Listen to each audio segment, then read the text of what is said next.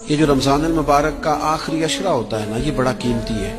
میں پہلے بھی دوستوں سے عرض کرتا رہتا ہوں کہ ہم نا یہ آخری 10 دن اکثر بازاروں میں گھوم کے گزار دیتے ہیں۔ پہلے بھی ساری خریداری کی جا سکتی ہے۔ بخاری مسلم میں حدیث ہے، سیدہ عائشہ صدیقہ رضی اللہ تعالیٰ عنہ فرماتی ہیں، آخری 10 دن جو رمضان کے ہوتے تھے حضور خود بھی بیدار ہوتے تھے، ہمیں بھی بیدار کرتے تھے۔ یہ راتیں بیدار رہنے کی ہیں، شب قدر کی تلاش کی ہیں۔ نبی پاک نے اعتکاف فرمایا ہے۔